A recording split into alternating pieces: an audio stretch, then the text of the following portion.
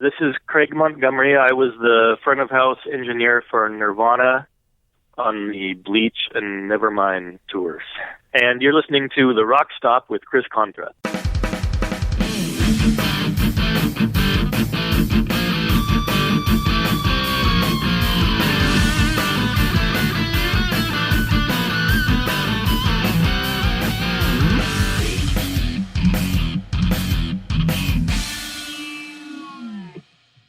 All right, welcome into the RockStop. Chris Contra here, and my guest tonight is Craig Montgomery, who was the sound man for the legendary Nirvana from '89 to '93. He was their sound engineer for their live shows. How's it going, Craig?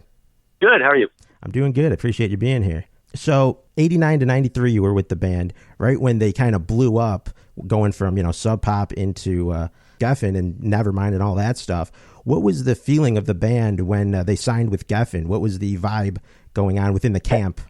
The feeling, there's been a lot written about everything that was going on, but so I'll try to focus on just what I knew firsthand at the time. Mm-hmm. And but I think the feeling around the band, and I think Kurt's ambition was just that he wanted everybody who wanted their music to be able to get it. Right. And when they were on Sub Pop, their record was not that easy to get everywhere. So he wanted his music to be able to get to the widest possible audience, and that's why he wanted to get on to a label that could do that. And signing to a major label could certainly cause backlash within the indie scene. Were they worried about that at all?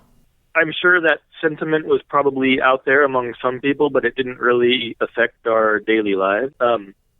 So, even having said that was his ambition, they were also very careful because, if even back then they were very aware that if you signed to the wrong major label or if you were in a bad situation, that it would be the kiss of death. So they were very careful about finding the right one. Yeah.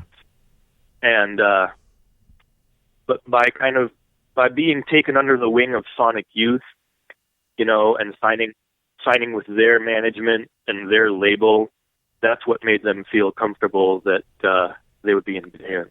Right. And as great as Nirvana was on the records, the live show, I think, is what really showed how incredible that band was. Now, I know Kurt was very particular on the live sound, and that was your job to make sure he was happy. How was he to deal with in that regard? I guess you could say they trusted me or they didn't care. They just wanted to play, Yeah. So he was really just focused on what his guitar sounded like and whether he could hear his vocals in his monitors. He just wanted to play. We had a good relationship, so I know that while we were together, they felt like I was doing a good job. And, we talked a lot about what we like about music, and so we had a lot of the same sensibilities. So they weren't as long as they were happy on stage, they weren't really too worried about what I was doing out in the house. Right. They were very tight as a band. And this is when you started with them when they had Chad still in the band before, of course, they brought Dave in. Now, I know when Chad was getting toward the end of his time with Nirvana, was it, they were just sick of each other? How did that whole thing fall apart with Chad? Well, my feeling is that they always got along well personally. They were great friends. They loved each other and respected each other a lot. And they had a great chemistry together, the three of them, Kurt, Chris, and Chad. So, but drums were not Chad's first instrument or his instrument of choice. And it wasn't really his ambition to just be a drummer in a band, Yeah. He had his own creative ideas, and over time it became apparent, I think, to him that Nirvana wasn't going to be an outlet for his creative ideas. Did he see the potential of Nirvana, you think? Well, sure, everybody could, but I'm sort of guessing. Right. I think he might agree with this, but over time it became like less artistically satisfying for him. Mm-hmm. And so it was funny, like when we were off the road, I got a call where I was living, and it was Kurt, and he said, And he used to bounce ideas off me like once in a while, not all the time, but sometimes. Mm-hmm. And he actually called me to ask me, he said, we're thinking about replacing Chad. What do you think? And at the time, I was against it because I just thought the three of them had such a great chemistry together. And they really had a lot of affection for each other. But, yeah, they went ahead and went and told Chad that he wasn't going to be in the band anymore. And again, I'm speculating, but I have the feeling that it was probably fairly mutual. Yeah, and at this point, it wasn't the worst. I mean, they, like I said, they really loved and respected Chad, and they were good friends. So I don't think it was something that they enjoyed doing at all. But, right. Yeah, that's got to be tough to do after being in a band with the guy for as long as they were. Yeah. Mm-hmm. And at this point, they didn't really have Dave Grohl on the radar at all. Oh no, not at all. Wow. So they were just they just used. I know they used Dale Crover and stuff after Chad, but how was there like? Yeah, Dale. Yeah, Dale came back and filled in on a tour, and they had already played with Dale before that. They played with Chad too, obviously. So yeah, like they had Dale fill in, and I didn't know this at the time, but Buzz Osborne from the Melvins was already aware of Dave Grohl, and when we were all down in San Francisco one night, we went and saw Dave's band Scream play. Did Buzz turn you on to that show? Possibly. I don't know. Mm-hmm. In retrospect now, I believe that might have been the case, but all I know is that we ended up at this show at the I-Beam where Scream was playing, and we all saw Dave, and you know, whether Buzz had told him about him or not, I don't know, but I was with Kurt and Chris when Kurt said, that's the kind of drummer we need, or something like that. Wow. Yeah. So it's not like you went up to him after the show and discussed anything. It was later on? Yeah, I guess it was later on. You know, Scream's, shortly after that, Scream, that band sort of fell apart on tour, and Dave needed something to do. Yeah. So I wasn't involved with this, but somehow they got a hold of each other, and, you know, the rest is history. The rest is history, absolutely.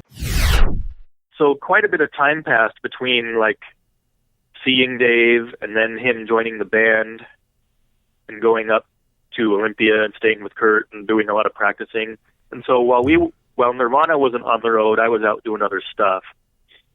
With other bands? And then, with other bands, yeah. And so, yeah, during all that time, you know, they integrated Dave into the band. They went down and recorded Nevermind. I wasn't with them for any of that. But then when it became time to start playing some more live shows, getting ready to release Nevermind in the pre-release stages. So the first time I heard rough mixes of Nevermind, it wasn't out yet, was in a cassette in the van on the way down to LA. And so this would have been, we would have been going down there to do the filming of the Teen Spirit video. Wow. So I don't have the dates in my mind, but that would have been the time that I first heard, you know, the Nevermind versions of the songs. Right. And really started hanging out with Dave down on this van ride down to California. Mm-hmm. And when Kurt played me Teen Spirit, and he asked me, "Do you think it sounds too much like the Pixies?" That's what he said.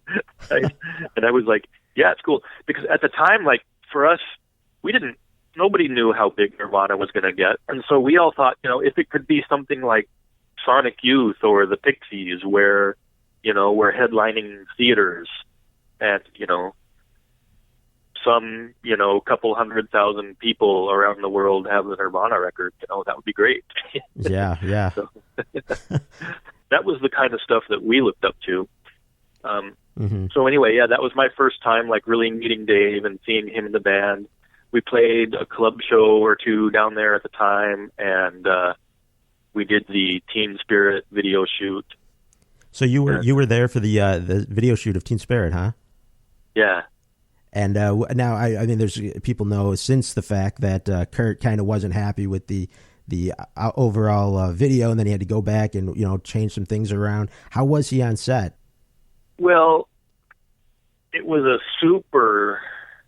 the band wasn't used to a professional video shoot where it's a super long day and you have to wait a long time between setups and do retake after retake and stuff.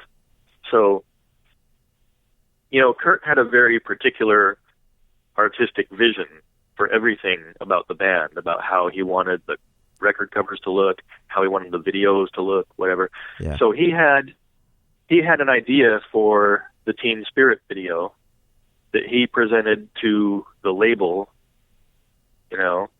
right, video department. And so then they hire the director who is supposed to take that idea and flesh it out. But I think that director kind of fleshed it out too much and tried to make it into this narrative story for it. But because that's what they do, that's their job. But Kurt wasn't necessarily on board with that, and he was like, "What are you doing? You've changed my idea." So Kurt just wanted, to do short punk rock chaos and be done. Yeah. But the director had all this other narrative stuff he wanted to put in, and so I wasn't directly in the room while this was happening. I was usually waiting outside with the rest of the band. But so they were, having these during the shooting day, they were having these tense meetings and disagreements and stuff. And yeah, right. I was taking our rental car and doing liquor runs out to the liquor store. Yeah, I gotcha. Chris. And, so eventually, in the editing of the video, Kurt sort of got his way and got a video that he was semi-happy with. But, it was a struggle, yeah. That must have been his first taste of kind of, the mainstream getting their hands on Nirvana and changing his vision. Yeah. And I'm sure he dealt with that a lot going forward after they became so big. Well, his deal with Geffen, the way he saw it, was that he would have complete artistic freedom to do whatever he wanted. And they really did try to give him that as much as possible. But sometimes maybe that doesn't always trickle down so well. Yeah. Not everybody understands. Just listen to the band and do what they want. Right. So that album or that video then was released, and do you remember the first time you guys all saw it? I don't know if I was in the room with them when that happened, and I don't really remember. Right when Nevermind came out is when they did that small club tour in the U.S. And so, that was, I mean, a wild time. Of course, that club tour, because, they went from grabbing their usual audience, I'd imagine, and then Nevermind came out and the audiences, expanded heavily. Was the feeling at those shows like, what is going on here? Well, it was kind of crazy because, they weren't tiny clubs. They were, kind of the medium-sized club in whatever town usually holds, 300 people, maybe 800 people if you're in Chicago or whatever. But which is fine if you're a club touring band. But when you have, the number one video on MTV, suddenly those clubs are way too small for the amount of people that want to get in. Yeah. And it was a problem. Yeah. Like every show was just sold out, packed nuts, and there were that many people again outside who couldn't get in. And yeah, it was crazy. They were a little bit frustrated that these venues weren't big enough for everybody who wanted to get in. Right. The record label thinks it's a great idea. They always want to do this. They call it an underplay. You book a show in a town, and it sells out really fast, and it generates this great big buzz around the band, But from the band's perspective, they think, well, what about all these disappointed kids who can't get into the show? Right, exactly, yeah. They see it from that perspective. So, yeah, and I didn't agree with that. But it would be worse to book a venue that's way too big and only fill half of it. Yeah, right. Nobody wants that. So there isn't really a right answer for it. And what the label and management always think is, well, you can go back and do another tour where you play bigger places. But yeah. Also, Kurt wasn't the kind of guy that wanted to spend years on the road. You know, he didn't want. he just wasn't built that way. Right. Not like, yeah. You know. So. I mean, how grueling does it get on the road? I imagine. I mean, going from city to city and in a van. I mean, it's a lot you got to be built for that kind of thing if you're going to be doing that a lot. Yeah, well, especially in a van, you know, you don't get, you know, you can't sleep in. You have to get up and drive. All you guys drove and stuff, or? Well, on that tour, before when it was just the four of us, back with Chad on the Bleach tours, we never had a tour manager or anything. It was just usually the four of us, or maybe one other friend of the band who was along to help and drive. So yeah, everybody was driving. You know, it was really do it yourself. Yeah, right. By the Nevermind Club tour, we had a tour manager and another engineer to do monitors, and we had a stage tech. So there were, I guess, 4 of us on the crew and 3 in the band. So the band themselves didn't have to drive by then. Although Chris was always happy to drive. He didn't mind driving. So you know, you got this tour going on. How long generally were the tours? You know, 3 to 8 weeks in duration. And how was the set list? I mean, okay, so you go into the Nevermind tour now. You got to bring in the new songs. Do you remember any of the discussion about, you know, compiling a set list? Well, they definitely had some songs that were their favorites to play that they always played. And there were some songs that they hardly ever played. Mm-hmm. You know, if you look back at Bleach, I could look at the list and see, oh, they hardly ever played that song live. But then there were some songs they always played live. Yeah. Like, for examples, off of Bleach, School would almost always get played. Floyd the Barber would almost always get played. Negative Creep. Yeah. Just off the top of my head. So there's a few of those songs that were just almost always in the live set, at least in the Bleach and Nevermind era. Mm-hmm. And there were some other songs I could think of, like maybe off of Bleach, like Swap Meet and Mr. Mustache. I mean, they played those songs when they were new, but then, like, after Nevermind came out, like, some of those Bleach songs hardly ever got played anymore. Sliver and Dive, which was a single between the albums. Right. Those almost always got played in the live set. Yeah. And then on Nevermind, there were... It also would depend on how long the show was, too, because sometimes we would have a 45-minute festival slot, and other times we would have a headlining show where they could play as long as they want. Do you remember any instances where, you know, Kurt was like talking about, oh, we should bring this one in for this show just because of maybe the city they're in, anything like that ever, or no? It wouldn't be because of that. He might just get just a random bug in his ear, and he might, you know, while he's standing there at sound check, the riff might come into his fingers on the guitar. Yeah. He might play it, and then and then he'd go, "Oh yeah, let's do this one," like almost like he forgot about it. Right. Gotcha. So I do want to talk about a couple of shows. Were you at the Trees Club show in Dallas? I was at the Trees show in Dallas. I mean, for those of you who don't know, this was the infamous show where Kurt got into the fight with the bouncer. Now, going into that show, this was, I think it was October of 91, memory serves. Yeah. This was like a month after Nevermind was released. Another one of those shows where it was jam-packed with people. Yeah. And, I mean, wild stuff, constant stage divers, things like that. What do you remember about, you know, some of that show before the incident? I have memories of what that club looked like. I remember the street, and I remember what it looked like when we pulled up to load in. Kind of the stage, there was a big, like, roll-up door that opened right onto the street, so you could load right off the street into the stage. There were some pretty helpful guys there to help us load in. Everybody's in a good mood, including that particular bouncer. Wow. Who was one of the loading guys. And, you know, we went in, we did our sound check. It was a little bit of a difficult sound check because the stage is pretty small and the monitors, it was really hard to get the monitors loud enough for Kurt. mm-hmm. and for his vocals, partly because they weren't that great, and partly because the stage is so small and the band was playing too loud, and the whole sound system was adequate at best. So where were you most of that show? During the show, I was out at the front of house, like, sound mixing booth, which was kind of, in this case, it was clear at the other end of the room, kind of under a stairway, it feels like, maybe up on a little riser. Mm-hmm.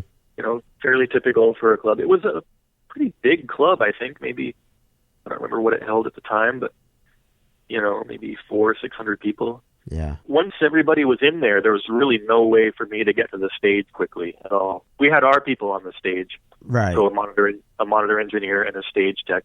Yeah, and it was jam-packed, sold out, totally sold out, nuts. And, yeah. And if you watch the performance, or people listening, there's stage divers just constantly falling onto the stage, pretty much, just one after the next. And Cobain even started seeming to get a little frustrated at times. Mostly just because his microphone would get knocked over, things like that. Right. But, it was. The band usually took that better than I did. They didn't mind having some stage diving going on. They didn't mind people coming on stage and stuff. I would always get frustrated because, they would knock his microphone over in the middle of a song. They would step on his guitar pedals and make his guitar cut out. Mm-hmm. At a different show, I would talk on my talkback mic and ask the security, could you please keep the people off stage? It's ruining every song. Wow. Yeah.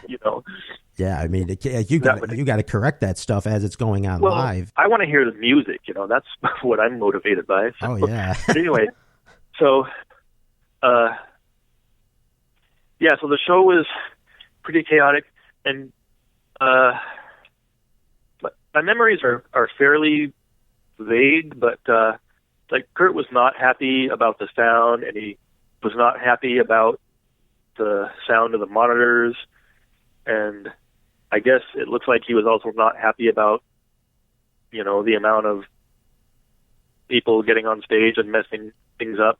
Yeah. And so I do remember this. Somehow all the frustration got the best of him, and he took his guitar and walked over to the side of the stage and started smashing the monitor board. Yeah, right. I do remember that. Yeah, and, it's in the footage if you guys haven't seen it. He starts smashing the monitor board, and now I've heard from different sources. I don't know if that bouncer who we're coming up on here in the story had anything to do with that soundboard. Do you know about that at all? Well, so the owner of that sound equipment was he's part of the Trees family. They all know him, so they're all friends, and so they're understandably upset when Kurt goes over there and smashes the monitor board. And I'm a little fuzzy on the order that all of this happened in. Yeah, that happened probably, I'd say, midway through the set, and then they continued to do a few songs before the incident. So what I think happened is when he smashed the monitor board, we had to stop the show, take the band off the stage, while our crew and their crew tried to figure out if we could continue the show, right? Yeah. So I think we had to take a break while they fixed some things, found the remaining channels in the monitor board that still worked, and then brought the band back on. Wow. I could be wrong about that, but that's what I think happened. Was anybody giving shit to Cobain about that at all? What are you doing? Well, he was. So what I remember is that I think that he and the band were back in the dressing room, or at least he and the tour manager. But I wasn't. I stayed where I was at front of house, basically because I was stuck there. It was so crowded. Right. So they bring the band back out. The Trees staff are all still really angry at the band. Mm-hmm.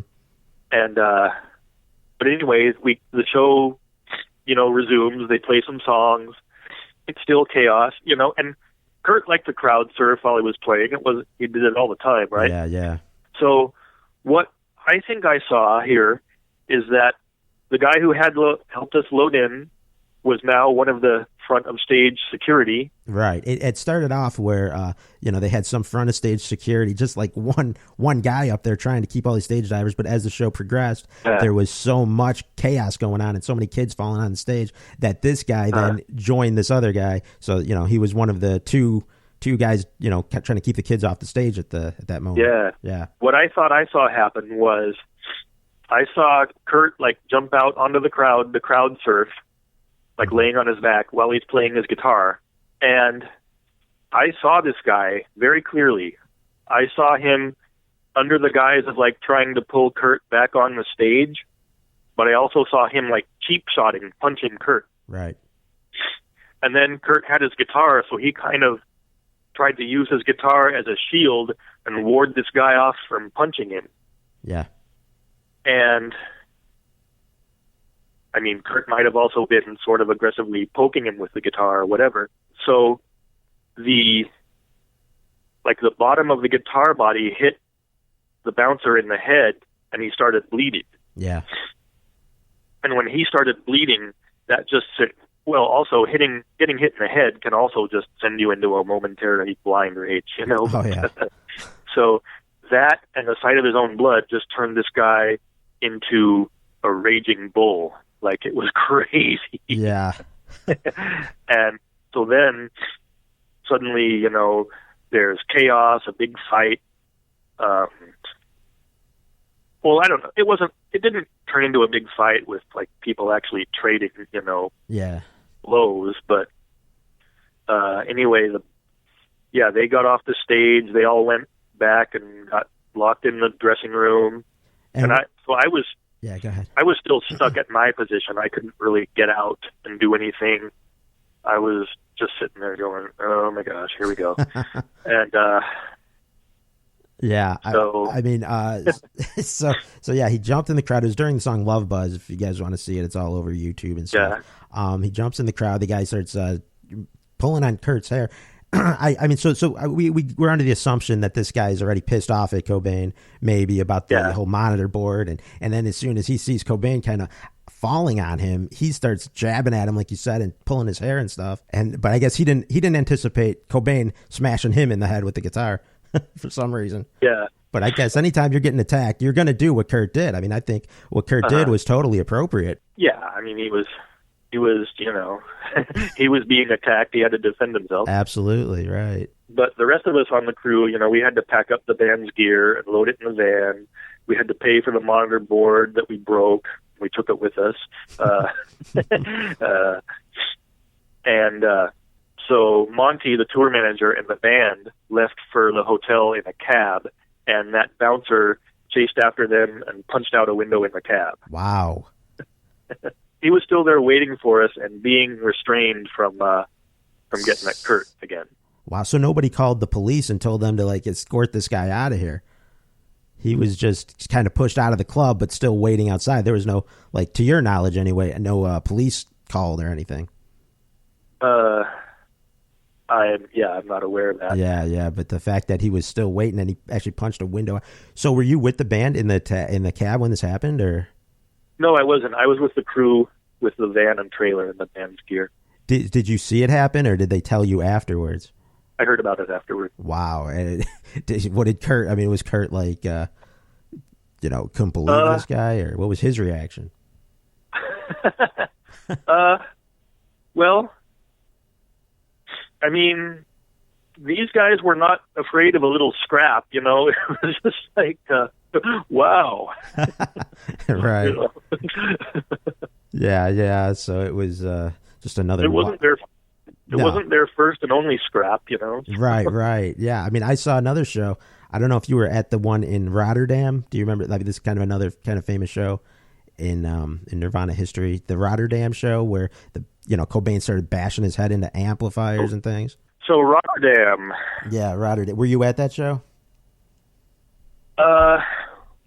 Was this which tour? I think it was the same tour, the Nevermind tour. I'm not sure what month it was. Oh yeah, that was. I think it was on a run of dates where we were with Sonic Youth and playing festivals. Yeah. Yeah, and so this was one of those, but it was a little different than all the other festivals in that this was a kind of festival that was all indoors. It was this sort of big place that had a bunch of different venues in it, and we were in one of the rooms. I do remember the room, but yeah, for some reason the show was not that fun, and the band was not having a good day.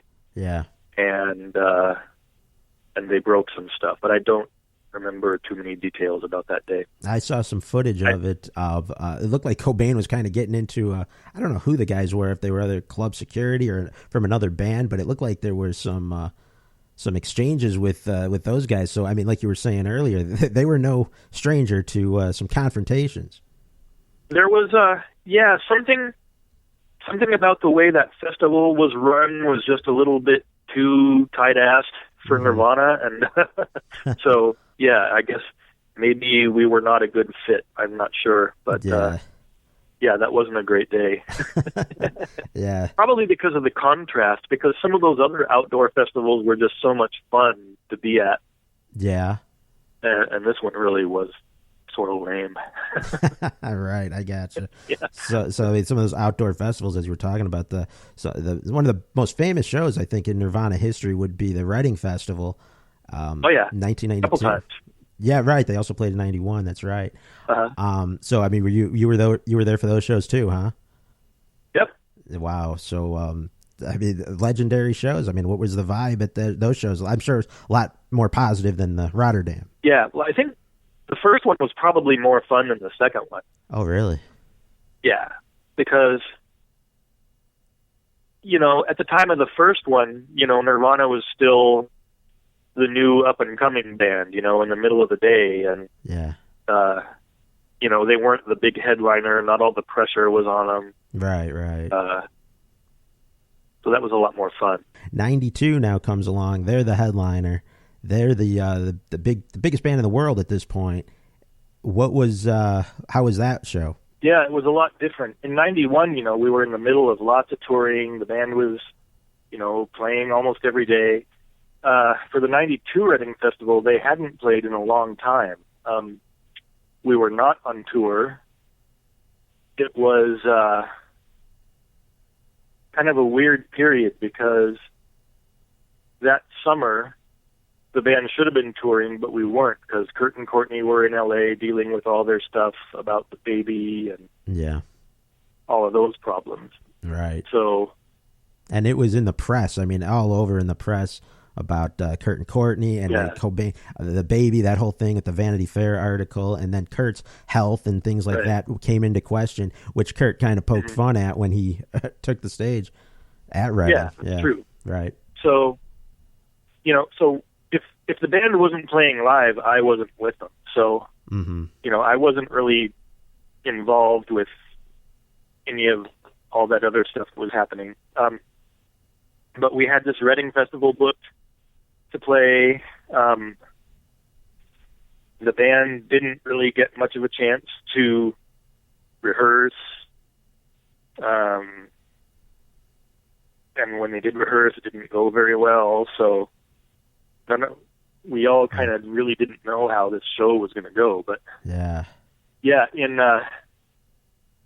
so the joke with wearing the hospital gown and getting wheeled onto the stage in a wheelchair, that was kind of classic Kurt and classic Nirvana because, the thing about Nirvana, their whole career, the Nirvana show was the funniest thing you ever saw. Almost any time, The main thing on their mind usually was what could we do that would be funny. Yeah.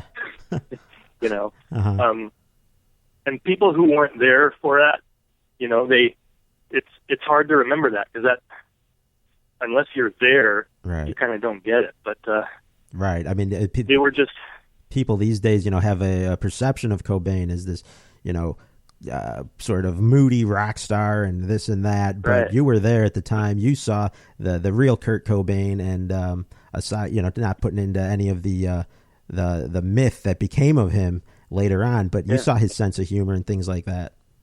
Oh yeah, he was a hilarious guy. I mean, he loved to laugh, and those guys really loved to make fun of rock and roll, or just make fun of anything, make fun of how the press sensationalizes things, or how it seizes on one thing and runs with it, so. Mm-hmm.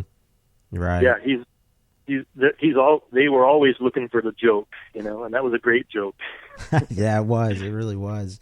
And, because there was a lot of press build-up in, the English tabloids at the time. Is Nirvana really going to play? Is he healthy enough? Or, all kinds of crazy stories about Courtney and the baby and him. And, right. And he saw the humor in it. I mean, it was serious shit that he was dealing with, but he could absolutely take away the humor in all of this. That's a really good point. Yeah, it was really serious stuff they were dealing with, and he still found a way to see the humor in it. Yeah, that's a really good point. Mm-hmm. And somehow, man, like when I look back at the BBC video of that show, man, it still kind of gives me chills. I mean, the band was just on fire that night. They really pulled it off. Absolutely, even though they hadn't played in a long time and they didn't really rehearse very well, somehow they just still had the muscle memory to really really nail it. So. Right. Yeah. When it came time to perform at the biggest, grandest stage of all, they nailed it absolutely. And anybody who hasn't heard the Reading show, I mean, I suggest you go listen to it. It's a great Nirvana show, one of the classic ones for sure. And the other thing about Kurt, as a live performer that I want to mention is he gave you something different. Like he would do variations of the songs live that you're so familiar with on the record. He would change them up a little bit during the live concerts. Each show was so different. I mean, if you hear "Come As You Are" one night, it's going to sound different another night, but it was always awesome. I mean, it wasn't like it was really an interesting touch that Nirvana brought, I thought. It's true. Like, except for the occasional total train wreck, they were pretty consistently good when they played. Yeah. Unless they were having just a bad day, right? Like, it would be a total train wreck. The one other fun thing about that second Reading festival, the '92 one, was because when they asked Nirvana to play and headline a day, Nirvana asked to pick the rest of the bands on their day. So if you look at the main stage lineup of Nirvana's day at '92, like that whole lineup was handpicked by Nirvana. Oh, wow. That's interesting. I didn't know that. Including the ABBA cover band. Yeah. Again, Cobain's sense of humor on display, I guess. Mm-hmm.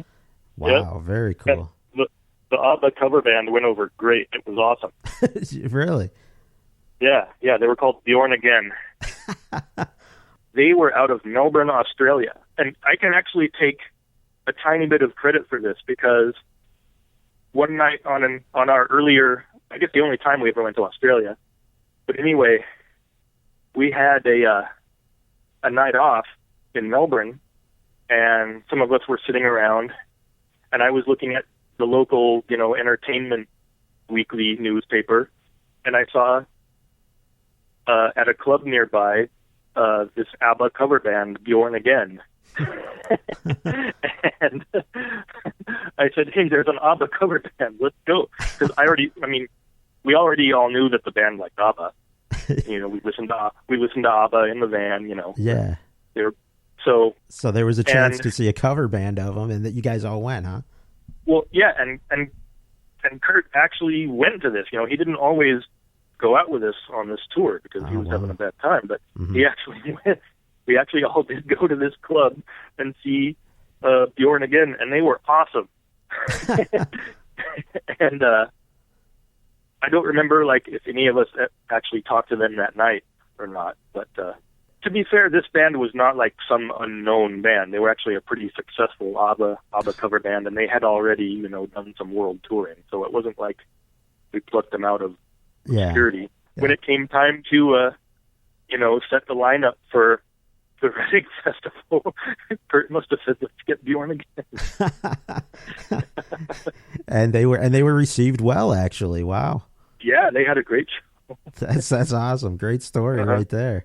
Yeah. So you talk about, what you guys would listen to in the van and stuff on those long treks across America and Europe and all that stuff. Mm-hmm. What did you guys ever like? Was it mostly music you guys had on the radio, or even listen to some talk radio? Or no, it would always be music. Always music, yeah. And always on cassettes. Mm-hmm. The guys were all big music fans, of course, and they were always making either just recording albums they liked on the cassette, or else making mixtapes. Yeah. So they were really into and a lot of people ask, "Oh, did you listen to lots of metal?" It's like, nah, they really didn't. They weren't big metalheads, I didn't think. Mm-hmm. What they most of my memory is from like the very first European tour, of all of us in one van listening to the same music, and they were really into a Dutch band from the 60s called Shocking Blue. Mm-hmm. Of course, they were the ones who wrote Love Buzz. Right. So we listened to lots of Shocking Blue, quite a bit of ABBA, lots of Daniel Johnston, just all kinds of weird stuff. Wow. Shonen Knife, they were into Shonen Knife from the beginning. Did you ever turn on the radio, listen to what was popular at the time much? Or mostly just cassettes? If we did, I don't really have good memories of it. Yeah, once in a while the radio would be on. Mm-hmm. It would be, it'd be fun to be driving around in Europe and listening to weird foreign languages on the radio. Yeah, right. So at this time, around this time, Kurt and Courtney, that whole thing, they married sometime in 92. Yeah, they got married in Hawaii right after we played there. Oh, really? Right after you played it. And then did you guys take a bit of a hiatus from playing? There must have been a pretty long break after that. Yeah. The Hawaii show was the end of the Australia, Japan, Hawaii trip. Wow. And did anybody know that, Kurt was planning on getting married at that point? I don't know. Yeah.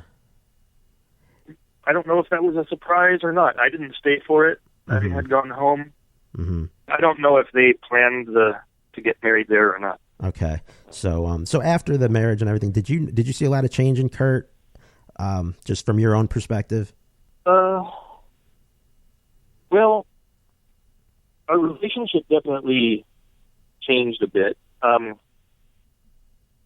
When I first started working with them, a lot of the times it would just be the four of us in the van, and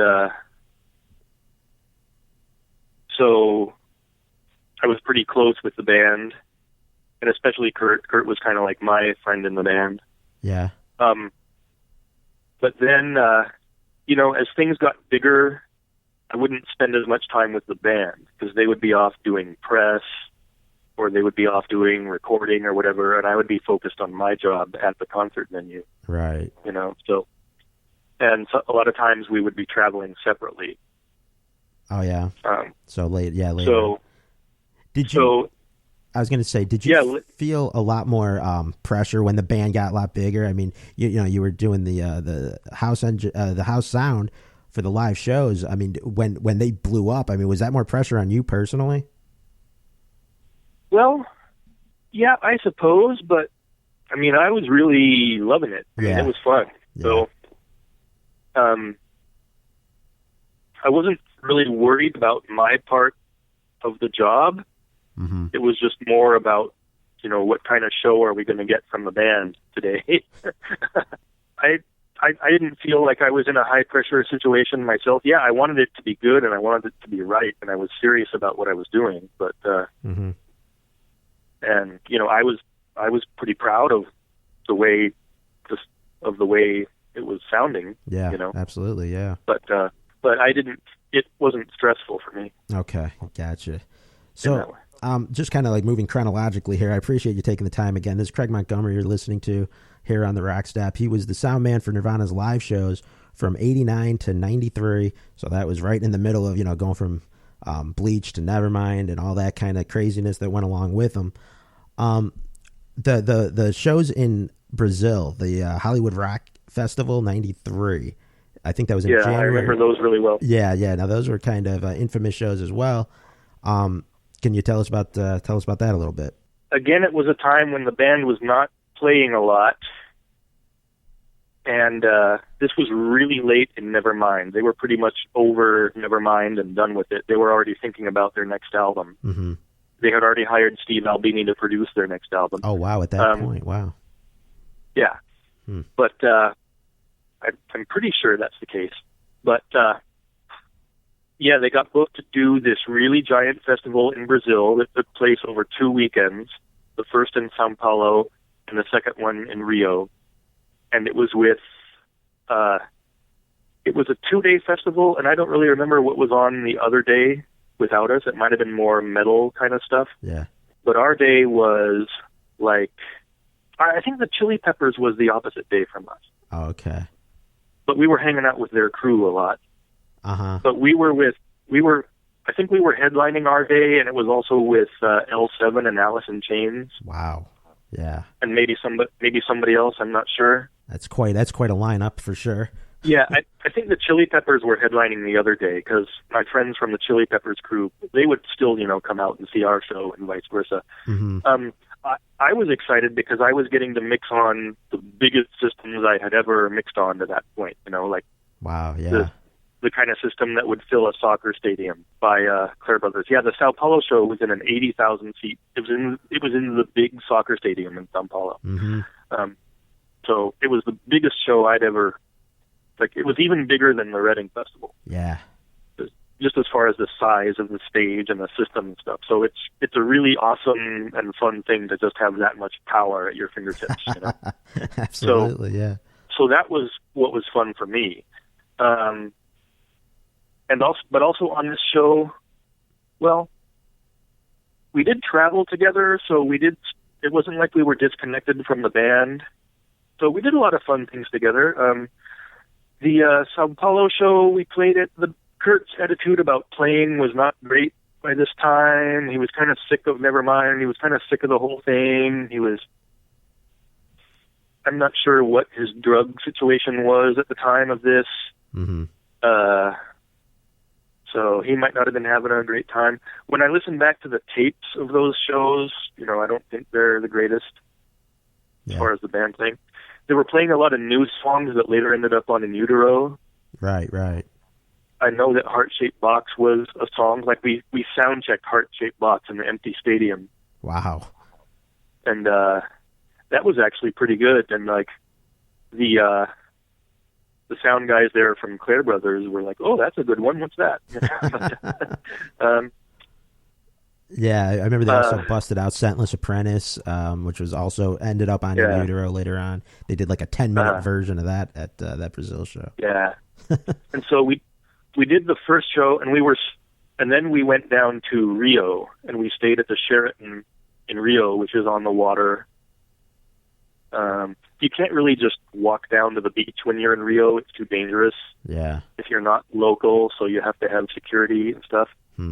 But one day we got taken hang gliding. That was really fun. And then how we filled the rest of the week was that we went into a local studio, and the band wanted to record a bunch of ideas that they were going to potentially, record for In Utero. So, and I sort of finagled my way into engineering that demo session.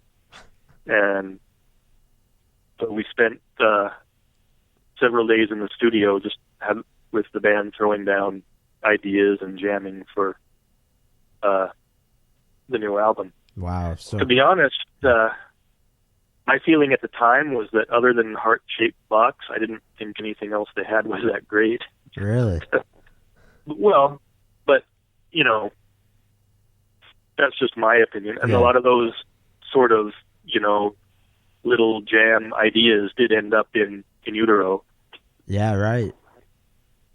The other thing about songs that ended up on In Utero was some of those were songs that he had already had from before. Uh-huh. All Apologies was actually a pretty old song that he worked on for a long time. Even before Nevermind, he had All Apologies. Oh, so he had that even before Courtney, huh? Yeah. Wow. And then,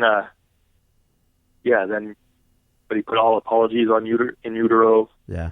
So anyway, we did that recording session. We still had more days left, but Nirvana ran out of stuff to do, so we did another day of whole songs, because Courtney was there and her drummer Patty was there. Mm-hmm. And Kurt helped play some bass and guitar, and one of our guitar techs, Big John Duncan, played some guitar for bass. So yeah, we actually also did a whole demo of a lot of Courtney's songs that ended up on Live Through This. Wow, how about that? Yeah, and then we went, so by the time it was time to play the Rio show, the second weekend of this festival, mm-hmm. we were all pretty much just shot. Yeah. And, I mean, and to put it bluntly, the Rio show was just awful for now. Just burned out. I don't really remember the details, but a couple of years back, Jack and Dino and I got asked to see if there was anything else we could find that was usable. So we listened back to those Brazil shows together, and especially the Rio show. He and I were just sitting there listening to this show and going, "There's nothing here." Really? Yeah. Yeah. Wow. Yeah. So that trip to Brazil. I mean, that was your only time going over there? I think the fall before that, we had gone down to Buenos Aires, Argentina for one show. Yeah. Which was also, I mean, I enjoy traveling. I love going to new places and seeing the world and stuff. So that's always fun for me. But the Nirvana show was not very good. Mm-hmm. I gotcha. I mean, you mentioned for different reasons. Yeah, right. You mentioned Alice in Chains was on one of those days with Nirvana. Now, I do remember hearing something that that was Mike Starr's last show with Alice in Chains, because there was an issue with, I think, Lane Staley overdosing or something backstage, and there was some reports that Kurt was around that. Do you know anything about that? Not firsthand, no. You remember? And I can't remember if Alice was on our day or the Chili Peppers day. They might have been on the Chili Peppers day, but yeah. we were all sort of flying on the same planes and staying in the same hotels. Yeah. Did you ever hang out with those guys at all in Alice in Chains and stuff? Not very much. There was one time down in like the hotel lobby bar, a bunch of us were down there drinking together, and we had sort of a fun hangout. But yeah, I wasn't close with the Alice in Chains people. Okay. Myself. Now you mentioned like Kurt was your friend in the band. Do you remember any just times hanging out until 3-4 in the morning, just talking about stuff with Kurt that you really remember fondly?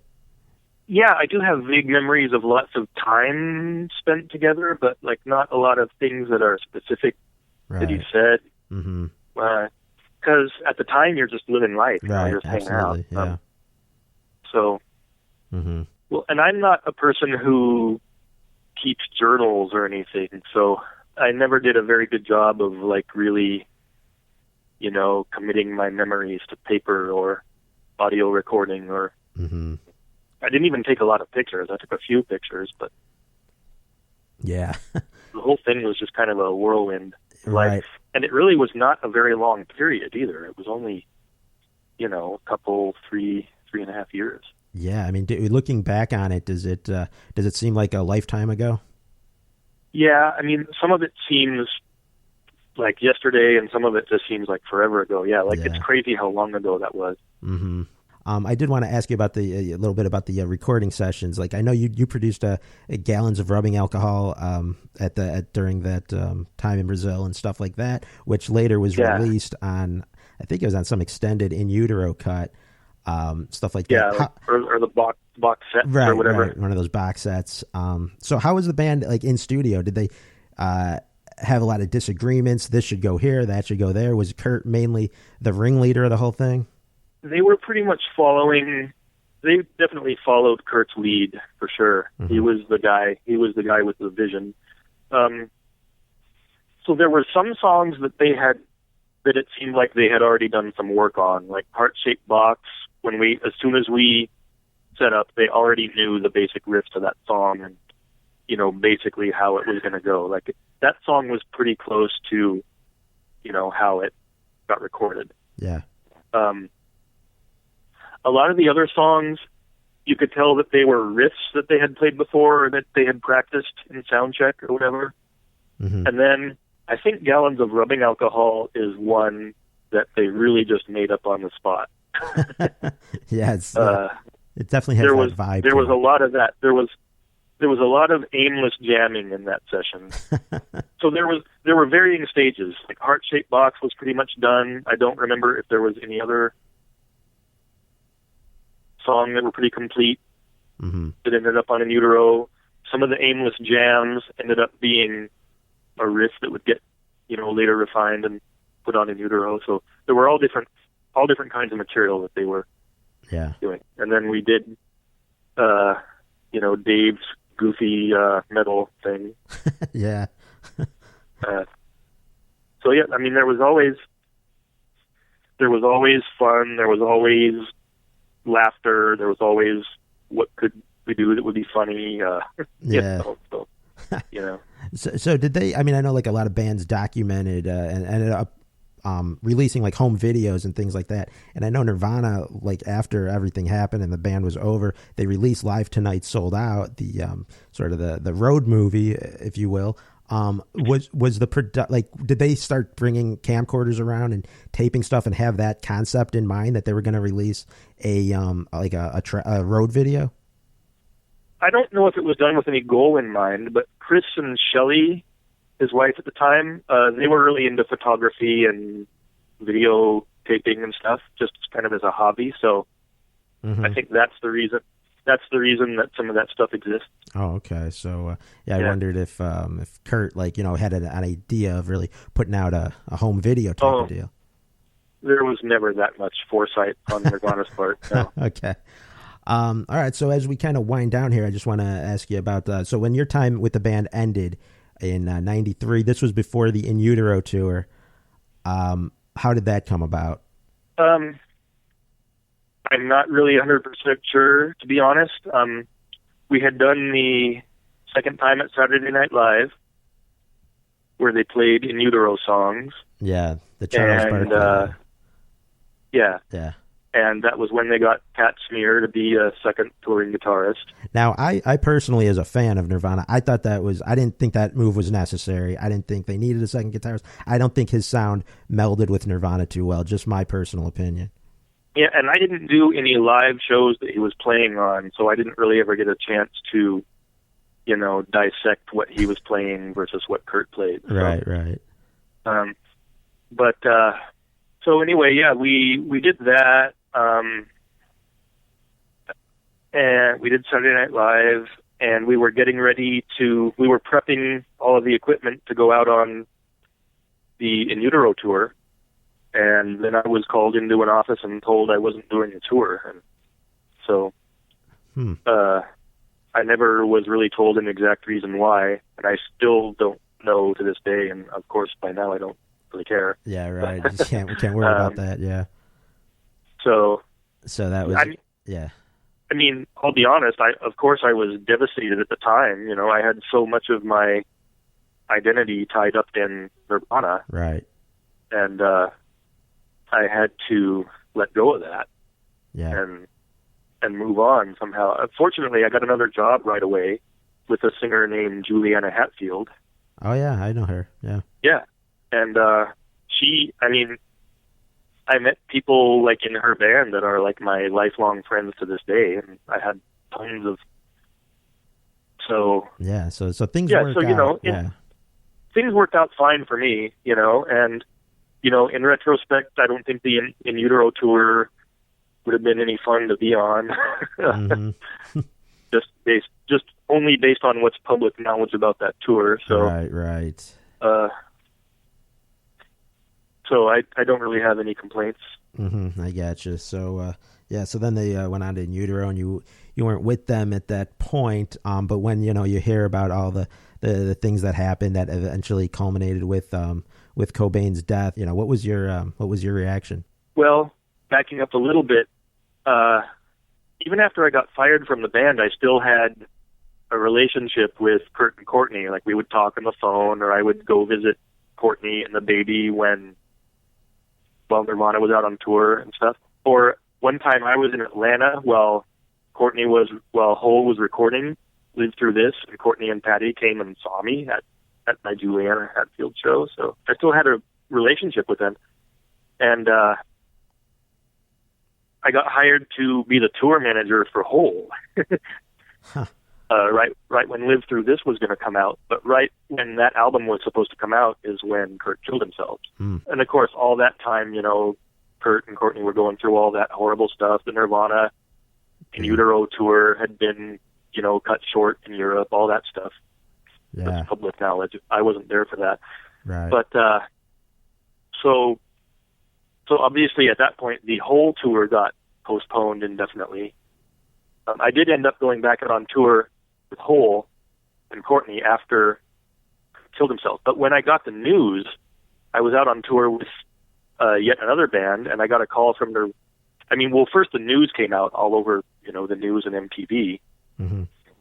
And I was out in the middle of the country somewhere. And then I got a call from Nirvana's management telling me that, there's going to be a private service for family and close friends, and you're invited.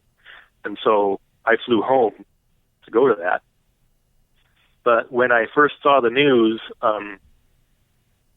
it was just like, oh my God, he's finally done it. And to be honest, I wasn't surprised. Just knowing the severity of his drug problem, and, even in spite of everything I've said before about how he's a hilarious, funny, sensitive, brilliant guy, he, sometimes, you can see that he also suffered from depression, and he had always expressed suicidal ideas as long as I'd known him. Did he, like what kind of things would he say? Well, without getting too personal, just when things were going badly or in ways that he didn't like, or when he just wanted off, you stop this world, I want to get off kind of feeling, he would just say, I could kill myself tomorrow and this whole thing would be over, just like. Yeah, right. You don't know if, you don't know if he's, being serious. Well, if somebody says it enough times, you got to take it seriously. Yeah, right. But, so anyway, when he finally did it, to be perfectly honest, the thought that crossed my mind was, well, he finally did it. Wow. Yeah, definitely very tragic. Yeah, I don't want to say much more about that, but right. I'm comfortable saying that. I gotcha. So yeah. So it was a wild ride with them. So I'm sure it's a very you look back at it with a lot of joy in spite of a lot of the negative stuff that comes with it. Yeah, lots of joy. Obviously the biggest negativity is that we lost Kurt, Right.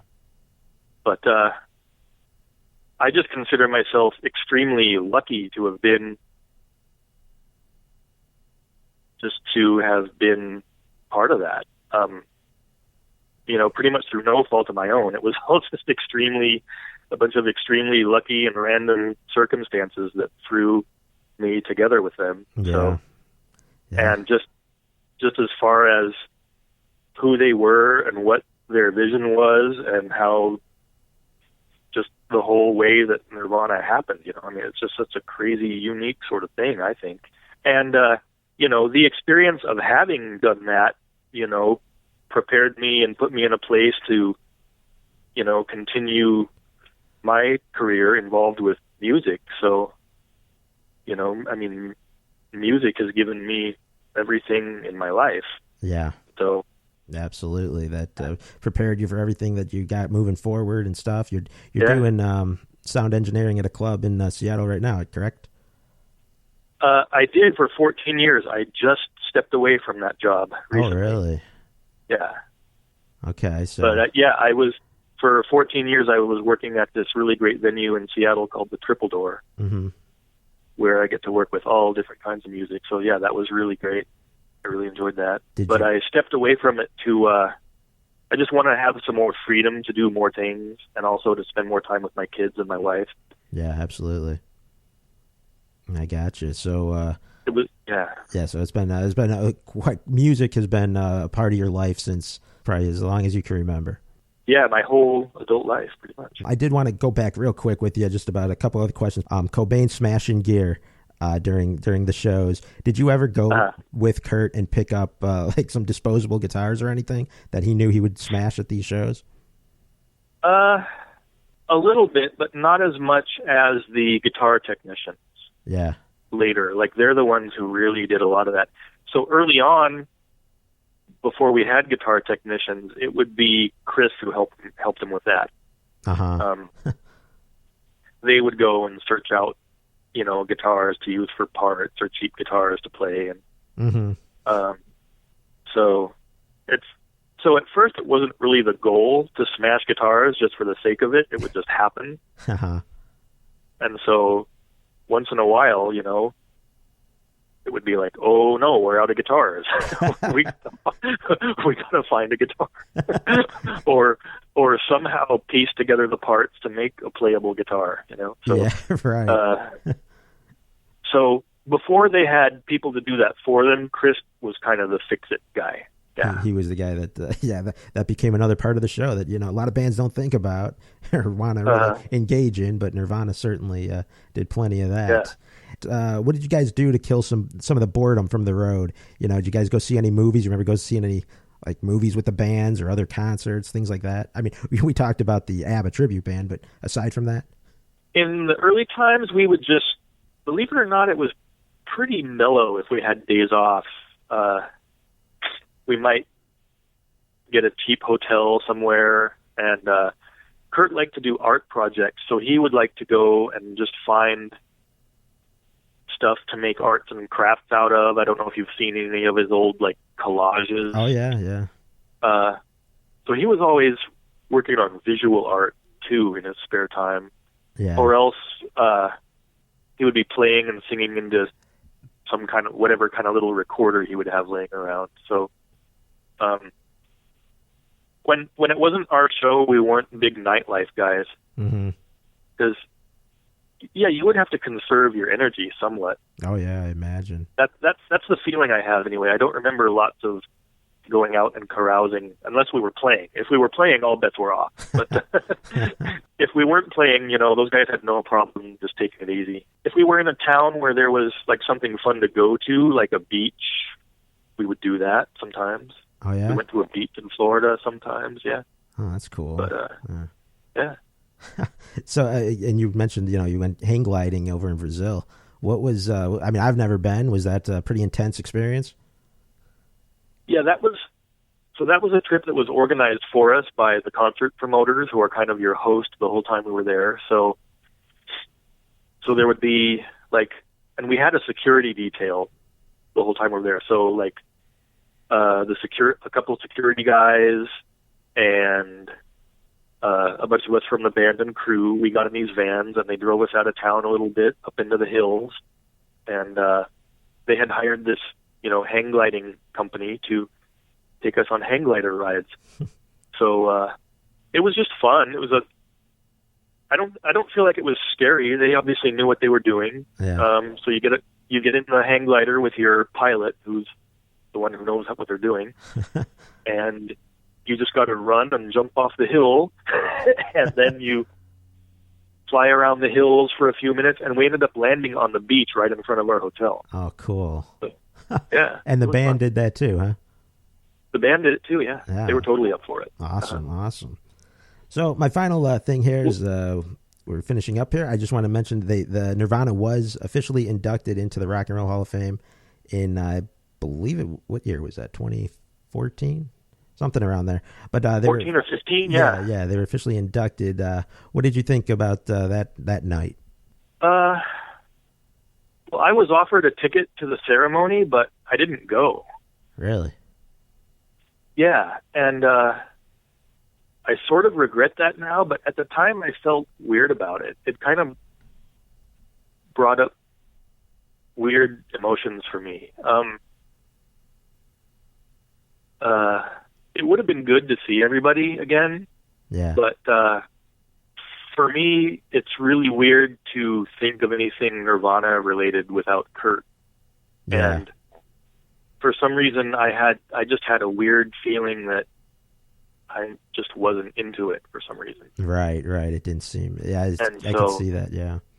Without to have Kurt all these people getting together playing Nirvana music without Kurt, I mean, I know they're doing it with the best of intentions to remember Kurt, of course, as a tribute, but it for at the time, I couldn't pull the trigger and say yes and go, and I think I should have, because it's a once in a lifetime thing, and so I regret missing out on it now, but that's the decision I made. Yeah, so, I certainly could understand where you're coming from. I mean, it was even, I mean, as a fan, I mean, I certainly didn't know Kurt personally like you did, but it definitely does seem weird anytime there's a Nirvana related event and, you know, you're missing the key guy there. Yeah. Yeah. So I've gone to some other Nirvana events, like there's a museum here in Seattle that at the time was called Experience Music Project, and they had a big Nirvana event and a Nirvana exhibit, and a bunch of us got together for that, and that was good. Mm-hmm. I have started doing some work with Chris Novoselic's new band. Oh, Giants in the Trees. Yeah. Yeah, I've heard of them, yeah. I've done a little bit of live sound for them, and so that's been fun. It's been fun to see Chris again. The thing about that band is they're actually good. So I got the call, you know, to do that, and, you know, of course I'll do it. I want to see Chris. And, yeah. But, I mean, you know how those projects can go. They're not all, yeah. But I ended up really liking all the people in the band. They're great people, and I really like what they're doing. It's actually good. It's not just a vanity project. Like, they're serious about what they're doing, and I actually really like their music. So you've done some live shows with them, or studio? Yeah, stuff? I've done. I didn't do the studio stuff, but I've done some live shows, and we have some more coming up this summer. Oh, that's awesome. That's very cool that you and Chris are reunited. We did the Sasquatch Festival, and we even got more of the old Nirvana crew together to do that show, so that was really fun. Oh, that's really cool. That's so that's Giants in the Trees. If you guys want to check them out, that's Chris Novoselic's new band, and very cool band indeed. So, all right, man, this has really been great talking with you. This is Craig Montgomery here on the RockStop. So thanks again, Craig, for coming on the show. Thanks a lot. That was fun.